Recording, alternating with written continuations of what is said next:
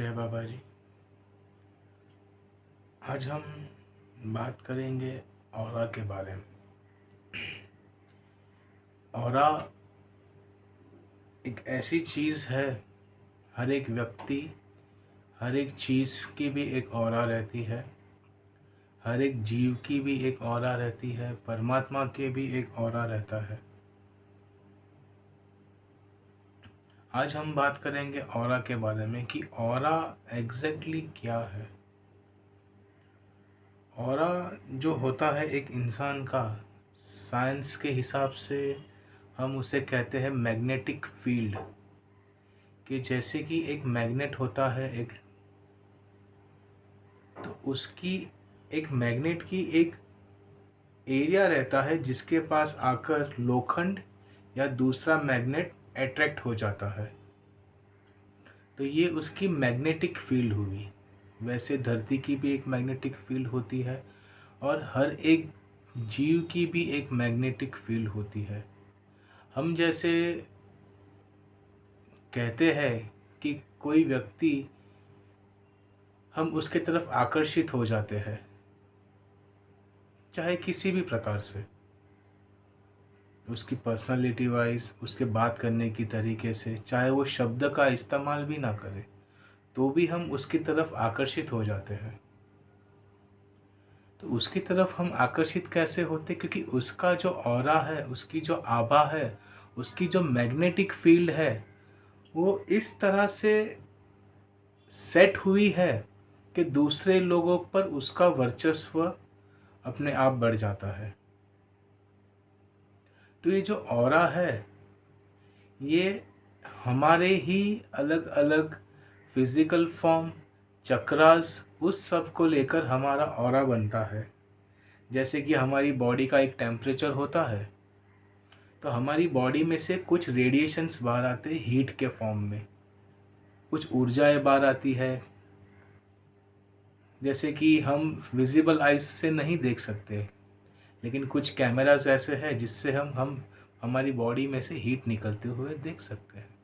वैसे ही कंटिन्यूस हमारे शरीर में से एक वाइब्रेशंस निकलते रहते हैं, और जो वो वाइब्रेशंस की सीमा है, कि हमारे बॉडी में से जो वाइब्रेशंस निकल रहे हैं उसकी सीमा कितनी बड़ी है, जहाँ तक उसकी सीमा है, उसकी लिमिट है, वो हमारा ऑरा हो गया। ख्याल आ रहा है? तो वही चीज़ है ऑरा। ऑरा बनता है हमारे चक्रास के तरफ से। जैसे हमारे चक्र में जो कलर है, मूलाधार से स्वादिष्टान तलक, उसके जो रंग है, उससे ऑरा का रंग बनता है।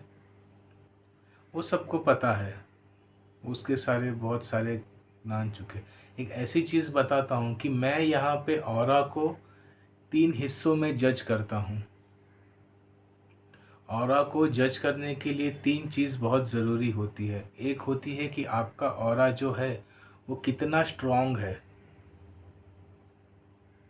उसकी ताकत कितनी है। दूसरी चीज़ है कि आपका ऑरा जो है वो कितना पॉजिटिव है। तीसरी है कि आपका जो ऑरा है वो कितना विशाल है, कितना फैला हुआ है आपका ऑरा। ये 3 चीज़ ऑरा के लिए बड़ी ही मायने रखती है। कितना स्ट्रॉन्ग है, कितना पॉजिटिव है और कितना विशाल है। समझो अगर आपका ऑरा स्ट्रॉन्ग है, पॉजिटिव है और विशाल भी है, तो आपका प्रभाव दूसरों पर पड़ना शुरू हो जाता है। दूसरे आपसे इम्प्रेस होते हैं। दूसरे जब इम्प्रेस होते हैं तो उससे आपका काम आसान हो जाता है, चाहे फिर वो फिज़िकल वर्ल्ड में हो, मटेरियल वर्ल्ड में हो, संसार में हो, या फिर स्पिरिचुअलिटी के अंदर हो। दूसरे आपसे प्रभावित होते हैं तो आपका काम करने का तरीका और उसकी कैपेसिटी बढ़ जाती है। फिर आप जॉब कर रहे हो या बिजनेस कर रहे हो, जो भी कर रहे हो। तो ये चीज़ डेली लाइफ के अंदर बहुत ज़रूरी होती है। इवन बच्चों पे पेरेंट्स, पेरेंट्स पे बच्चों का कुछ पेरेंट्स जो है उसका बच्चे कभी नहीं सुनते, लेकिन कुछ पेरेंट्स का सुनते हैं दूसरे बच्चे। क्यों? ये सब आपके ऑरा पे डिपेंड होता है। ऑरा अगर बड़ा है लेकिन वीक है और पॉजिटिव नहीं है, नेगेटिव है, तो आपका प्रभाव दूसरों पर नेगेटिव पड़ता है। समझो आपका ऑरा पॉजिटिव भी है, बड़ा भी है, लेकिन वीक है, कमज़ोर है, तो दूसरा आप पर वर्चस्व करके जाता है।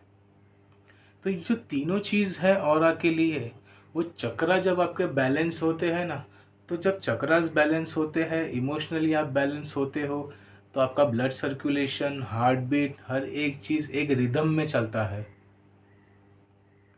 जैसे कि एक म्यूज़िक है, वो ऐसे ही अगर कोई बजा रहा है तो उससे हमें सुकून नहीं मिलता है। लेकिन मैं कहूँ आपके सेल्स, इवन आपके डीएनए से लेके आपकी पूरी बॉडी तलक, cells, organs, blood circulation, body temperature, chakras, emotions, कितने बैलेंस है, कितने एक रिदम में चल रहे हैं। जब वो एक प्रॉपर रिदम में चलते हैं ना, तब आपका ऑरा भी एक सही तरीके से काम करना शुरू करता है। तो उसे रिदम में कैसे लाते हैं? तो ऑरा अपने आप रिदम में नहीं आएगा। ऑरा को रिदम में लाने के लिए आपको भीतर से बदलाव लाने पड़ेंगे, अंदर से चेंजेस लाने पड़ेंगे। हाँ, अगर आप अशांत है, आपका ऑरा वीक है, कमज़ोर है, नेगेटिव है या फिर छोटा है, और आप कोई ऐसे व्यक्ति से मिले, स्पिरिचुअल व्यक्ति से जिसका ऑरा काफ़ी विशाल है, तो उससे आपका ऑरा चार्ज हो जाता है, तो आपको सुकून मिलता है, शांत मिलती है, आपको उस व्यक्ति से दूर जाने का मन नहीं करता है। तो आपका ऑरा यहाँ पे चार्ज हो रहा है, लेकिन वो टेम्पररी रहेगा। उसे भीतर से अगर चार्ज करना है तो कुछ बदलाव लाने पड़ते हैं, कुछ मेडिटेशंस है, बेसिक मेडिटेशंस होते हैं हमारे यहाँ पे। कोई रॉकेट साइंस नहीं है, क्योंकि आपकी बॉडी है, आपको बैलेंस करना आता है। ऐसा तो नहीं है कि जब से आपका बॉर्न हुआ, आप पैदा हुए तब से ही आपका नहीं, कुछ ऐसे सरकमटेंसेस हो गए हैं जिससे आपका ऑरा कमज़ोर हो गया। तो वो आपके भीतर से ही आपको कुछ काम करने पड़ते हैं, चक्र बैलेंस करने पड़ते हैं, इमोशनली थोड़े पीस में रहना पड़ता है, मेडिटेशन करना पड़ता है, या फिर एक सिंपल चीज़ होती है कि अपने आप को ऑन द स्पॉट बदलने की बात करें। हम साइंस के हिसाब से बहुत आगे चले गए हैं। 10 साल पहले किसी ने सोचा नहीं था कि हम वीडियो कॉल पे लाइव बात कर सकते कहीं से भी वर्ल्ड में। इवन हम रेडियो से टीवी पर आए, black and white TV, black and white TV से कलर टीवी पे आए, कलर टीवी से रिमोट वाले टीवी पे आए, एलसीडी, एलईडी, स्मार्ट टीवी। हमने हर एक चीज़ को अपग्रेड किया है हमारे जीवन में। मोबाइल, सादा phone, colour, Bluetooth, Android, iPhone, हमने हर एक चीज़ को अपग्रेड किया है। हमने खुद को कभी अपग्रेड किया है?